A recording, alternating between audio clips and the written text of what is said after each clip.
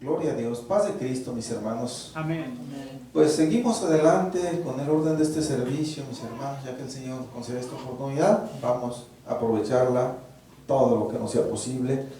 Y vamos a entrar al tema de la predicación de esta noche, de esta tarde. Los invito para que abran sus Biblias en el contexto que tenemos ahí en el pizarrón. Es Eclesiastés capítulo 2, iniciando allí en el versículo 17. Ustedes me siguen con su vista. Dice así en el nombre del Señor Jesús. Eclesiastés 2, 17 en adelante. Aborrecí, por tanto, la vida, porque la obra que se hace debajo del sol me era fastidiosa, por cuanto todo es vanidad y aflicción de espíritu. Asimismo aborrecí todo mi trabajo que había hecho debajo del sol, el cual tendré que dejar a otro que venga después de mí. Y ¿quién sabe si será sabio o necio el que se enseñoreará de todo mi trabajo en que yo me afané y en que ocupé debajo del sol mi sabiduría? Esto también es vanidad. Volvió, por tanto, a desesperanzarse mi corazón acerca de todo el trabajo en que me afané y en que había ocupado debajo del sol mi sabiduría. Que el hombre trabaje con sabiduría y con ciencia y con rectitud, y que haya de dar su hacienda a hombre que nunca trabajó en ello, también esto es vanidad y mal grande. Porque ¿qué tiene el hombre de todo su trabajo y de toda la fatiga de su corazón con que se afana debajo del sol? Porque todos sus días no son sino dolores, y sus trabajos molestias. Aún de noche su corazón no reposa. Esto también es vanidad. Amén, mis hermanos. Tomen su asiento. Seguimos encontrándonos con esta palabra vanidad, con la expresión aflicción de espíritu, con la expresión debajo del sol. Y aquí en este contexto que acabamos de leer, parece ser que la leemos con más frecuencia, mis hermanos. No sabemos exactamente en qué etapa de su vida el predicador escribió estas palabras, pero por los términos que usa,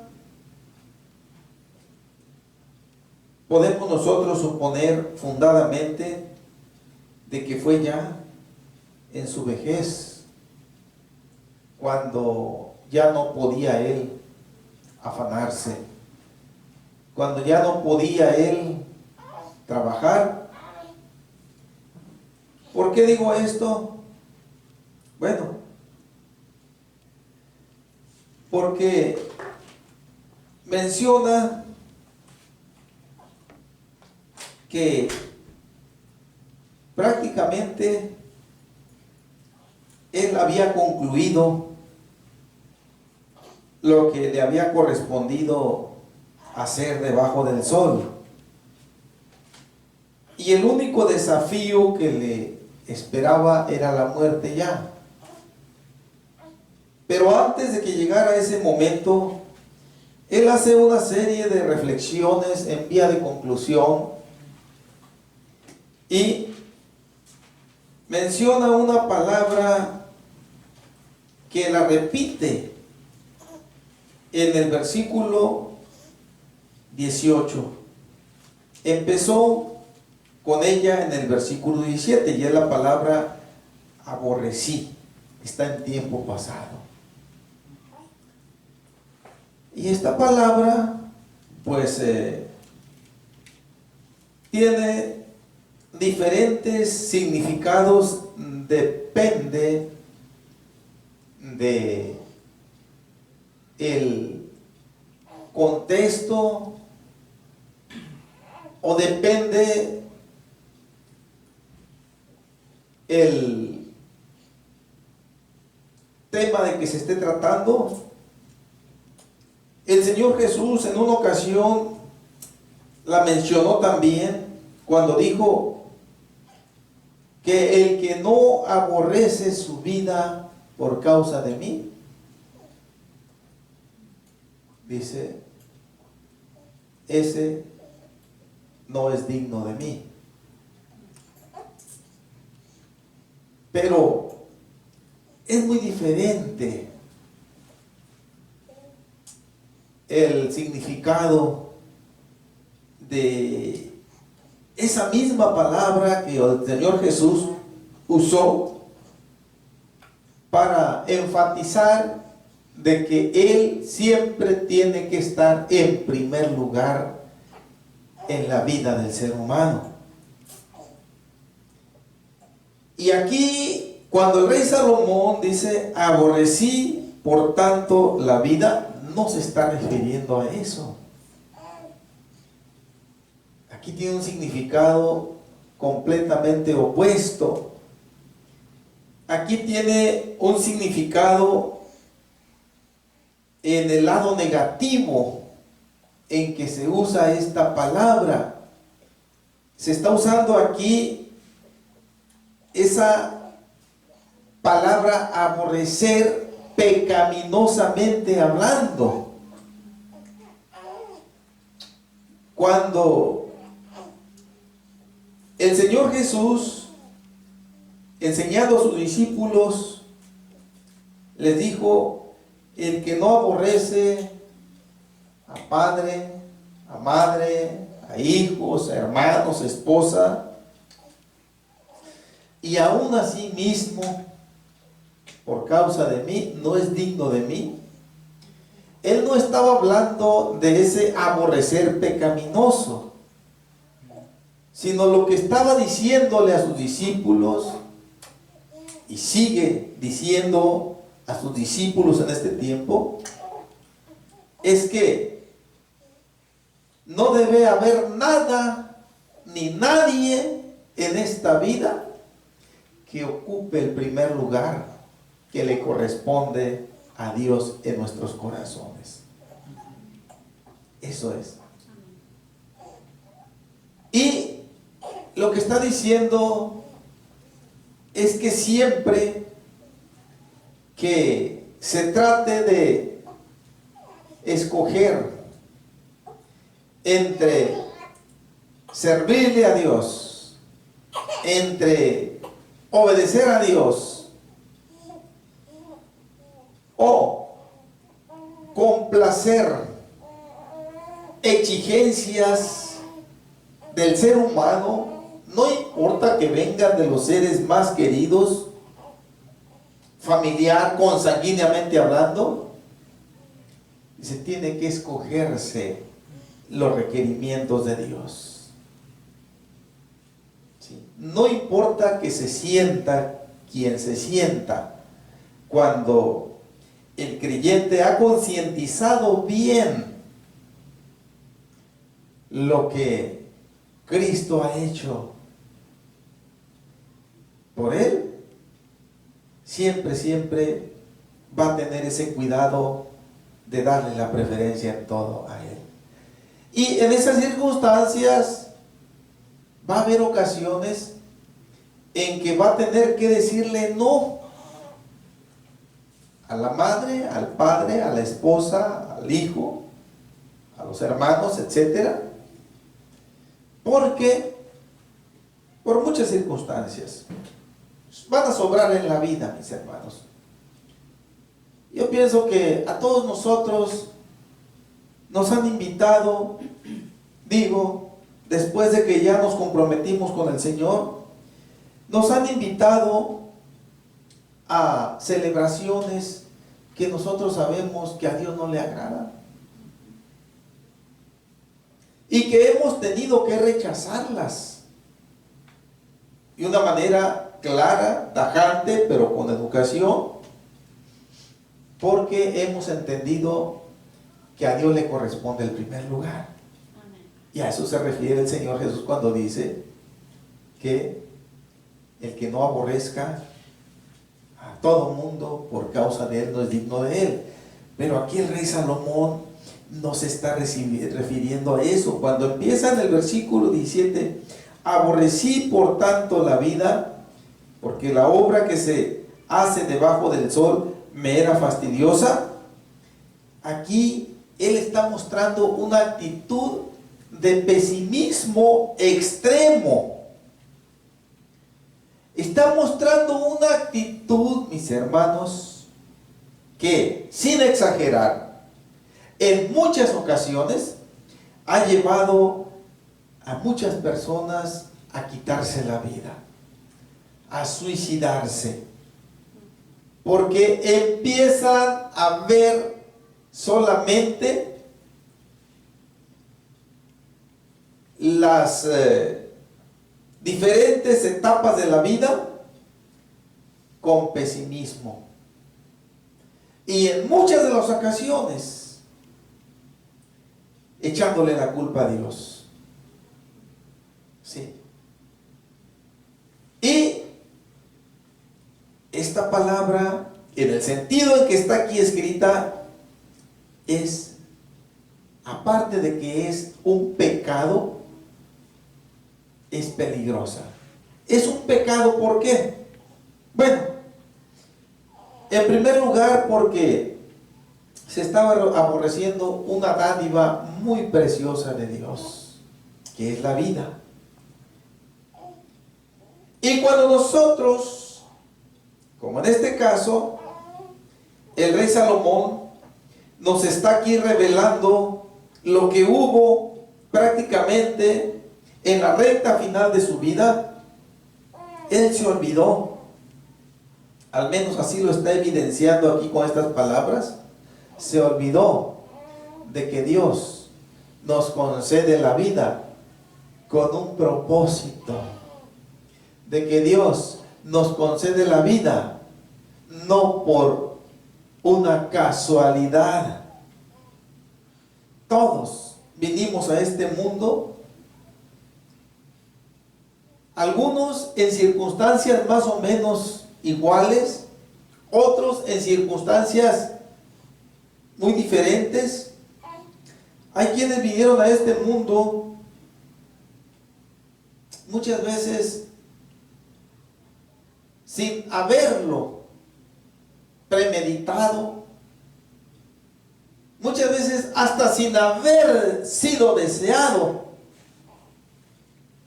ese engendramiento, esa concepción.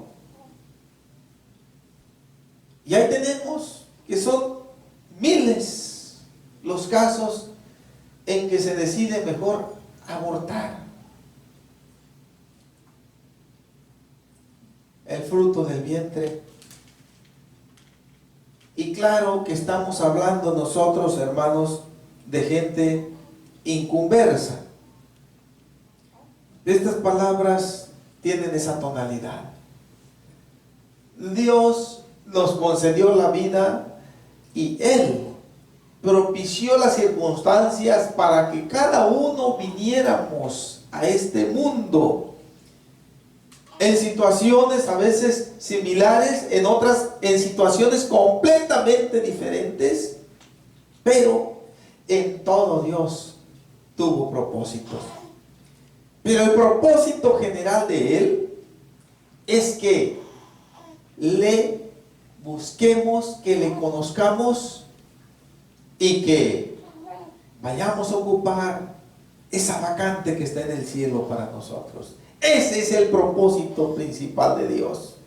Obviamente que en todo esto está incluido ese cambio radical de la vida de lo malo hacia lo bueno.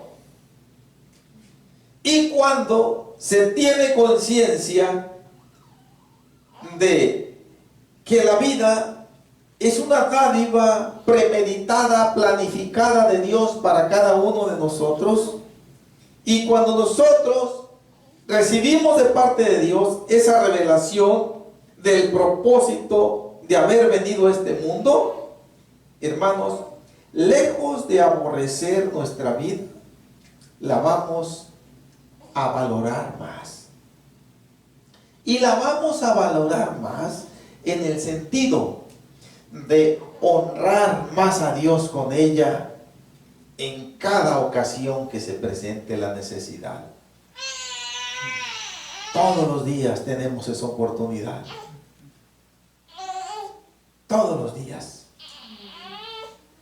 Y aquí, pues nosotros tenemos que ver esto como una alerta, como una seria prevención.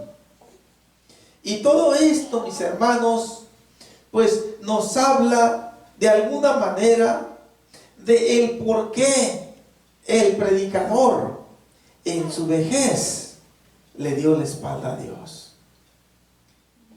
Empezó a albergar en su vida, en su corazón, pesimismo. Primeramente dice que aborreció la vida. No dice exactamente que aborrecí mi vida, dice. Notemos que lo hace en forma generalizada. Tanto la de él como la de los demás. No está especificando exactamente a alguien en concreto y por lo tanto se deduce que se refiere a todo aquel que tiene ese hálito de vida. ¿Por qué? Dice, porque la encontró que era fastidiosa. Esta palabra es muy significativa. Dice, cuando dice que la encontró que era fastidiosa, nos está diciendo que ya le fue muy molesta. Ya nada le atraía, ya nada le complacía. Tal vez ya ni siquiera aquella grandísima cantidad de mujeres entre esposas y concubinas que tuvo, ya no le satisfacía. Ya no le hallaba sentido, sabor a la vida. Es por eso que le puse el título al tema: cuando se pierde el propósito de Dios. Cuando se pierde el propósito de Dios, mis hermanos, esto equivale a ver a alguien así como se ve a un barco que ha naufragado y que va a la deriva en el mar, sin dirección, sin los controles de mando funcionando ya. Así viene siendo la vida de aquel que pierde el propósito de Dios. Bien. Y tenemos la primera expresión: todo es vanidad y aflicción de espíritu. Quiere decir que en el concepto del predicador nada era provechoso y que todo era ya sufrimiento. Y eso es lo que produce la carga del pecado. Ni más ni menos. Y esto se produce de una manera muy acentuada cuando ya la vida entra en su recta final. Cuando ya se ha perdido la juventud, como él mismo llegó a decirlo, mis hermanos, y creo que reflexionó en esto un poquito más adelante en este mismo libro, en el capítulo 12.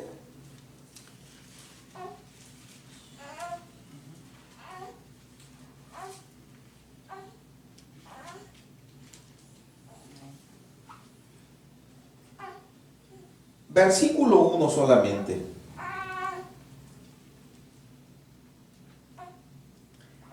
Acuérdate de tu Creador en los días de tu juventud, antes que vengan los días malos y lleguen los años de los cuales digas, no tengo en ellos contentamiento.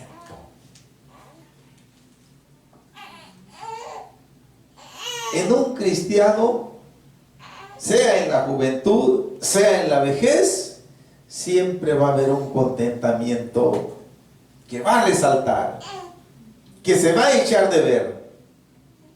¿Sí? Pero aquí, obviamente que el predicador está dirigiendo, aquí ya está viendo la vida bajo la dirección de Dios. Está viendo ya la vida bajo el control de Dios. Y es por eso que está aconsejando esto. Porque cuando se es joven, creo que todos pasamos por esa experiencia, no nos hacen prácticamente gran cosa los desvelos, las grandes distancias de viaje muchas veces no nos cansan tanto como ya en este tiempo. Yo, en lo personal digo, y le digo a mi esposa, muchas veces que nos han invitado a alguna reunión, inclusive ustedes mismos se han dado cuenta de que se he faltado en algunas ocasiones por allá, mis hermanos. Ya no me siento con tanto ánimo así. Y prefiero ya quedarme yo en casa. Pero cuando yo era joven, mis hermanos, qué bueno que no me conocieron. Porque pues le di preocupación principalmente a mi madre bastante. Cuando no salía para un rancho, salía para otro, andando en las fiestas del mundo, llegando en la madrugada, a veces hasta otro día, y pues no sentía yo que me hiciera gran cosa el desvelo, el cansancio, como ahora. Pero mis hermanos, aquí el predicador se está refiriendo de una manera mucho más especial a la búsqueda de Dios, que es mucho más fructífera y mucho más provechosa cuando se le busca a Dios de joven. ¿Por qué? Porque en lugar de encauzar esas energías, esas inquietudes explosivas en el mal, se van a encauzar para honrar a Dios.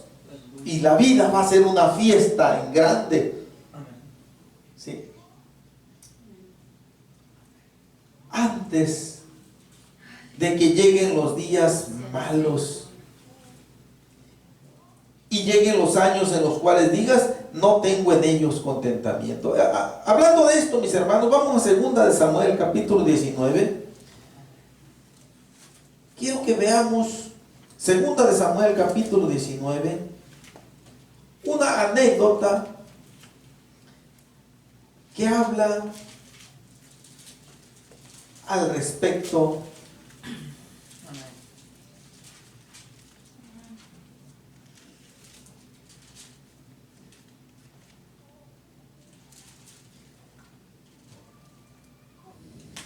Versículo 31 en adelante. Miren, cuando el rey David ya se afirmó en el trono y él quiso hacer cuentas, él quiso de alguna manera recompensarle a todos aquellos amigos, a todos aquellos guerreros que durante su combate, durante sus luchas que tuvo con sus enemigos, para lograr victoria tras victoria, y ya que el Señor lo afirmó en el trono, y de alguna manera ya sintió que tenía paz en su reino, y con los países de alrededor, él empezó a querer de alguna manera recompensarle aquella cercanía que muchos le mostraron, aquella ayuda que muchos le ofrecieron y le dieron. Y aquí está un hombre, versículo 31 en adelante. Dije, segunda de Samuel capítulo 19, versículo 31 en adelante. También Barzillai Galadita descendió de Rogelim y pasó el Jordán con el rey para acompañarle al otro lado del Jordán. Era Barzillai muy anciano, de 80 años, y él había dado provisiones al rey cuando estaba en Manaim, porque era hombre muy rico. Y el rey dijo a Barzillai: pasa conmigo y yo te sustentaré conmigo en Jerusalén. Mas Barzillai dijo al rey: ¿cuántos años más habré de vivir para que yo suba con el rey a Jerusalén? De edad de 80 años hoy este día. ¿Podré distinguir entre lo que es agradable y lo que no lo es? ¿Tomará gusto ahora tu siervo en lo que coma o beba? ¿Oiré más la voz de los cantores y de las cantoras? ¿Para qué, pues, ha de ser tu siervo una carga para mi señor, el rey? Y sigue diciéndole: te agradezco mucho, mi rey, que tú me quieras llevar contigo y que me quieras dar sustento de pan y agua durante el resto de mi vida. Yo te lo agradezco mucho, pero mira, yo ya estoy muy viejo, le dice.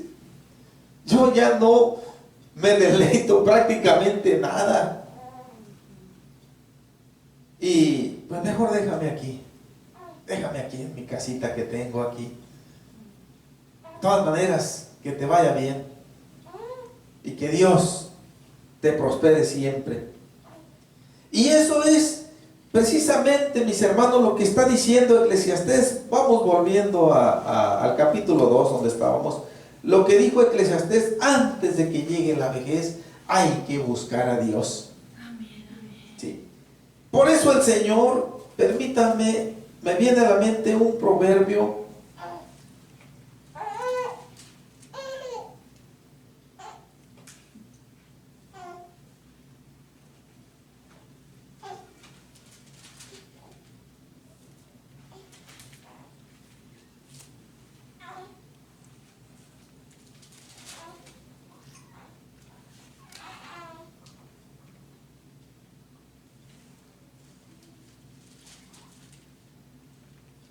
Es el capítulo 8 de Proverbios, también escrito por nuestro predicador Eclesiastés. En el versículo 17. Y tiene el mismo tono que hemos estado viendo. Dice: yo amo a los que me aman, y me hallan los que temprano me buscan. Y aquí quiero hacer una aclaración muy importante, mis hermanos. Es muy bueno que nosotros todos los días, cuando las circunstancias así nos lo permiten, nos levantemos a orar. No va nunca a hacer una exageración o a decir esto ya es de más. Que nos levantemos a la 1, a las 2, a las 3 de la madrugada, a las 4, a las 5, a las 6, al amanecer, etcétera. Digo, cuando las circunstancias así lo permiten. ¿Por qué? Porque somos humanos. Y alguien dijo: la noche se hizo para dormir. Y esta humanidad, pues, necesita dormir y descansar durante la noche, normalmente, regularmente. Amén. Y en la mayoría de las ocasiones, pues, regularmente no nos vamos a levantar en la madrugada, excepto, como en el caso mío, que trabajo yo en la construcción y tengo el hábito de levantarme a eso, un promedio a eso de la 1 de la madrugada, y ya yo me pongo a orar un determinado tiempo antes de alistarme en lo que sigue para salir a trabajar. Pero cuando no estoy trabajando, les soy sincero, regularmente yo me levanto a orar ya cuando me levanto en la mañana, después de haber dormido. Pero va a haber circunstancias que el Señor va a propiciar muchas veces en nuestra vida, en que Él va a hacer que se rompamos ese hábito o esa regla. Y mediante un sueño, mediante una visión, mediante algún ruido por ahí que se escuche, que nos despierte algo, el Señor va a propiciar circunstancias para que nos levantemos a orar y para que le busquemos. Pero aquí cuando dice esto, yo amo a los que me aman y me hallan a los que temprano me buscan, no se está refiriendo de una manera literal, aunque hay algo de eso. No se está refiriendo cuando dice los que temprano me buscan, no se está refiriendo a las 5 o a las 6 de la mañana, que es una hora temprano. Se está refiriendo a la etapa de la vida. Así como dijo Eclesiastés en 12:1, acuérdate de tu Creador en los días de tu juventud. Amén. Y la juventud empieza regularmente cuando se deja la etapa de la niñez. El Señor no quiere darle ningún tiempo al elemento humano para que se bata en el pecado. En cuanto sale de esa etapa preciosa de la niñez, Él quiere que le busquemos. Sí. Y aquí está diciendo, y me hallan los que temprano me buscan. Amén. Los que desde los 14, los 15, los 16 años se deciden en buscar a Dios. No son muchos, pero sí los ha habido. Aquí en la Biblia tenemos un precioso ejemplo del profeta Samuel, entre otros. Y, hermanos, yo puedo decirlo, que esas vidas, cuando se mantienen firmes en el Señor, al término de ellas, nunca van a decir, volvamos a Eclesiastés 2, en el contexto de la enseñanza, nunca van a decir, aborrecí por tanto la vida, porque me era fastidioso todo lo que se hace aquí en ella. No, lejos de ello, va a tratar de honrar a Dios con su vida y va a tratar de honrar a Dios también con su trabajo o con su afán. Amén. Que es el versículo 18 que nos introduce a ese otro ámbito. Asimismo aborrecí todo mi trabajo que había hecho debajo del sol, el cual tendré que dejar a otro que vendrá después de mí. ¡Ay, qué preocupación tan más innecesaria! Yo sinceramente, mis hermanos, no recuerdo exactamente desde qué edad, pero ya estaba yo y mi esposa ya estábamos casados. Y yo siempre en mi corazón dije, yo cuando parta de esta vida, yo quisiera dejarle a mis hijos, aparte de dejarles el legado del consejo de la palabra de Dios, que es infinitamente mucho más importante, pero quisiera dejarles algo de lo material también. Algo que a ellos les sirva. Y nunca me ha pasado por la mente, nunca me pasó siquiera decir, bueno, ¿y lo irán a valorar? ¿Lo irán a cuidar? ¿No lo irán a despilfarrar? No. Eso, sinceramente, no me preocupa. Mi trabajo, mi satisfacción, mi compromiso está hasta tratar de dejarles algo. Hasta ahorita el Señor pues me ha concedido algo de ello. No sé si me vaya a conceder más en el resto de mi vida, pero cuando menos hasta aquí el Señor ya me ha concedido ese deseo. Gloria a Dios. Amén. Pero ¿qué hay detrás de estas palabras, mis hermanos? Asimismo aborrecí todo mi trabajo que había hecho debajo del sol, el cual tendré que dejar a otro que vendrá después de mí. Es algo que está muy unido con el egoísmo, con la mezquinidad. Y parece ser que a nuestro predicador se le olvidó pues que no se iba a llevar nada.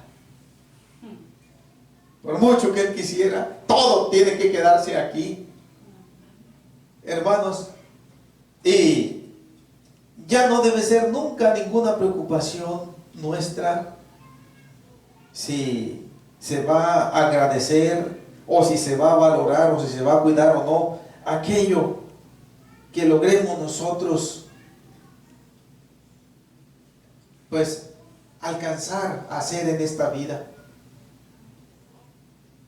Lo que sí debe preocuparnos bastante es que en el día de la partida nos vayamos reconciliados con Dios.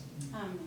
Y con ese pensamiento y con esa convicción, lo menos que nos va a interesar es lo que vaya a pasar con aquello que dejamos aquí. Amén. Sí.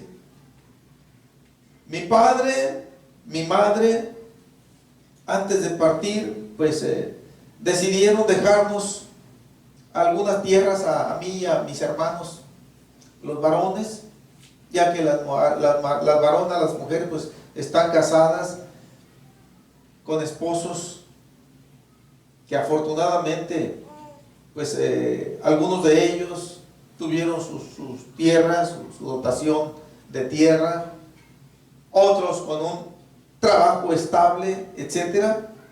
Pero haya sido por lo que haya sido, les plació dejarnos esa superficie de tierra.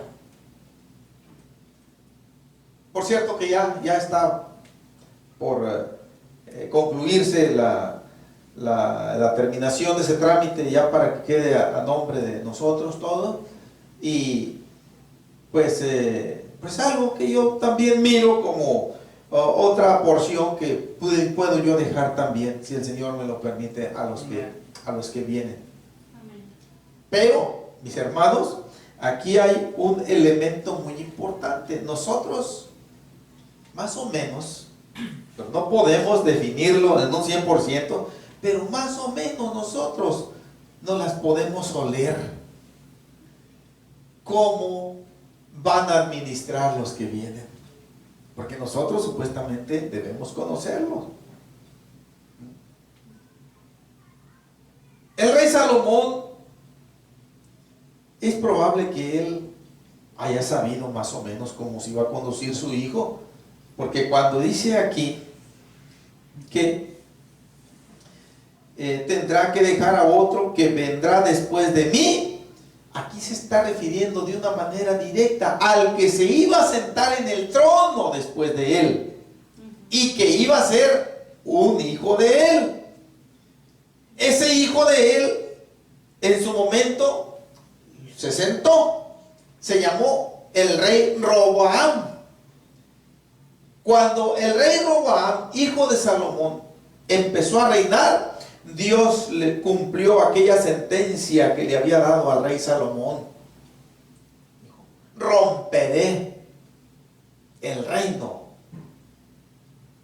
de ti, pero no lo voy a romper en tus días, lo voy a romper en el reinado de tu hijo.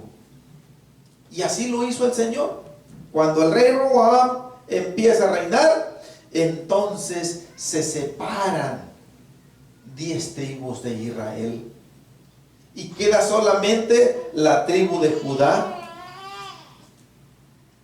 que dijo el Señor que Él se le iba a dejar por amor a David, dijo el Señor, por amor a David mi siervo. Quedó nada más la tribu de Judá. Las otras 10 tribus quedaron lo que conocemos nosotros principalmente en el libro primero y segundo libro de Reyes, como el reino de Israel. Y el otro se conoce como el reino de Judá. Y nosotros vamos a ver en los libros de Reyes que en ocasiones dice comenzó a reinar sobre Judá fulano de tal. En otras ocasiones vamos a ver comenzó a reinar sobre Israel fulano de tal. Y a eso se debió. Es un tema muy separado que no me voy a meter en eso. Pero, hermanos, lo que estamos viendo aquí de una manera clara es que nuestro predicador se decepcionó de la vida, perdió el propósito de Dios y entró en un conflicto interno en donde él no le vio ningún atractivo ni a su vida, ni a la vida de los demás, ni al trabajo que él había hecho. Yo pienso que cuando él recién tomó el reino de Israel y que Dios lo dotó de aquella inigualable sabiduría y de aquellas incalculables e inigualables riquezas, él empezó a trabajar con ánimo, con optimismo. Empezó a construir el templo de Dios con optimismo. Después construyó su propia casa y construyó casa también para alguna de sus esposas. Y todo lo hacía él con atractivo, con optimismo. Pero llegó un tiempo en la vida, ya en su vejez, en donde esto, lejos de traerle alguna satisfacción o alguna atracción, lo vio con molestia. Esto es lo que dice en la palabra fastidiosa, que ya era molesto vivir y trabajar debajo del sol. Nunca jamás esto va a ser concebido en la mente de un creyente sincero. No, todo lo contrario. Vamos a darle gracias a Dios por la vida primeramente. Y esto todos los días debe ser. Todos los días, cuando menos una vez cada 24 horas. Y tal vez regularmente esto lo vamos a hacer en el arranque del día del afán. Gracias, Señor, por concederme el grande privilegio y la grande responsabilidad de ver este precioso día. Y después vamos a honrar a Dios y a valorar el trabajo que nos concede literalmente. Y también, claro, mis hermanos, cuando no estemos activos en algún trabajo, pues también le vamos a dar gracias a Dios, porque aún ahí el Señor siempre tiene propósitos, de alguna manera. Gloria a Dios. Hermanos, vamos a dejarlo hasta aquí. Estamos viendo este contexto del versículo 17 al versículo 23, porque estos versículos están unidos en una misma línea de pensamiento. Si lo leemos corrido todos, vamos a encontrar que el predicador sigue una misma línea de pensamiento, y el énfasis que resalta siempre es ese espíritu de decepción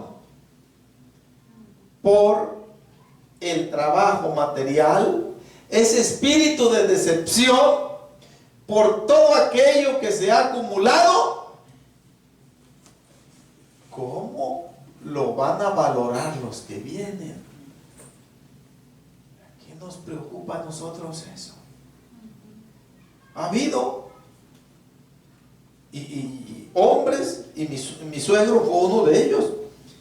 Mi suegro tenía un buen hato de vaquitas, a mí me tocó vérselo varias veces ahí en el corral. Y tenía también una parcelita, unas hectáreas de tierra muy productivas, por cierto. Y ya las mujeres empezaron a casar, a salir, algunos hijos, a venirse para acá la mayoría. Y finalmente nada más se quedó el menor allá con él. Él empezó a dar problemas por la tomada, la vida desordenada. Pero mi suegro tenía pensado dejarle. Las vacas ya no, porque ya las vacas ya las había vendido casi todas. Pero sí dijo que él le iba a dejar la parcela. Pero empezó a ver que ese hijo menor empezó a exteriorizar expresiones diciendo que él era el dueño y hasta pues consiguiendo préstamos ya con respaldo de la parcela, sin que todavía fuera de él, estando todavía mi suegro con vida. Y cuando mi suegro sabe de eso, inmediatamente dijo: nunca yo talaga. Como dijo el Señor en una ocasión a el sumo sacerdote Elí: nunca yo talaga. Así le